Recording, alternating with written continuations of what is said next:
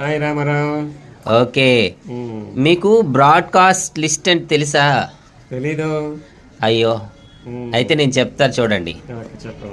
ఇప్పుడు వాట్సాప్లో మనం ఒక మెసేజ్ని అందరికీ పంపించాలి, మనకు తెలిసిన వాళ్ళకి. ఒకేసారి పంపించడం తెలుసా మీకు? తెలీదు. అయితే దాన్ని వాట్సాప్లోకి వెళ్ళండి. వెళ్ళిన తర్వాత అక్కడ ఏమవుతుందంటే 3 చుక్కలు ఉన్నాయి చూసారా? సో ఆ 3 చుక్కల దగ్గరికి వెళ్ళారు కదా, ఇప్పుడు ఓపెన్ చేసి బ్రాడ్కాస్ట్ లిస్ట్ అని ఉంది చూసారా?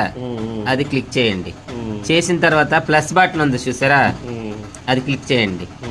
సో ఇప్పుడు మీకు అంటే ఫ్యామిలీ వాళ్ళందరికీ పంపించాలా, లేదా మీ యొక్క స్టూడెంట్స్ ఉన్నారు, స్టూడెంట్స్ అందరికీ మెసేజ్ పంపించాలా, లేకపోతే కొంతమంది సెలెక్ట్ చేసి 250 మందికి ఒకేసారి పంపించుకోవచ్చు.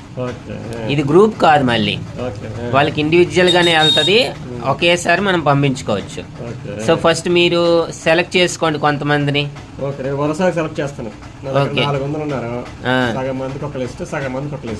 ఓకే ఓకే,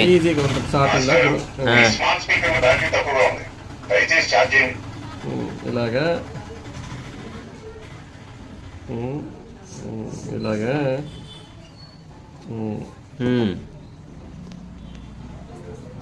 ఇంకా ఇలాగా నేను ఇంచుమించు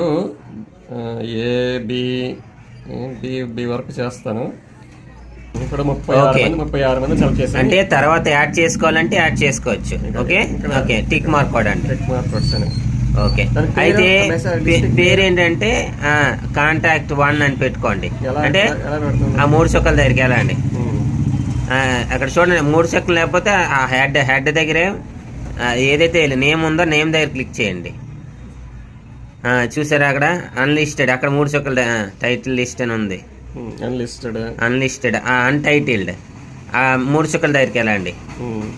వెళ్తే అక్కడ ఏమైనా చేంజెస్ కానీ నేమ్, సో అక్కడ మీరు ఏది పడింది ఫస్ట్ కాంటాక్ట్ లేదా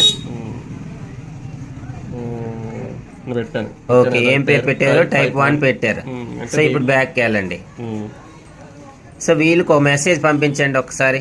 వీళ్ళకి ఇక మెసేజ్ నేను ఒక యాడ్ చేస్తాను గ్యాలరీలో నుంచి. ఇక ఈ బొమ్మ ఇది పెట్టాను. ఓకే, సెండ్ చేయండి. సో ఇప్పుడు బ్యాక్కి వెళ్ళిపోండి. చూడండి ఇంకా అది రిమైనింగ్ ఎంతమంది పంపిస్తుంది చూపిస్తుంది. ఇంకా బ్యాక్కి వెళ్ళిపోండి. సో అందరికీ వెళ్ళిపోతుంది అనమాట, చూసారా? సో మీరు ఆ లిస్ట్లో ఉన్న వాళ్ళందరికీ వెళ్ళిపోతుంది.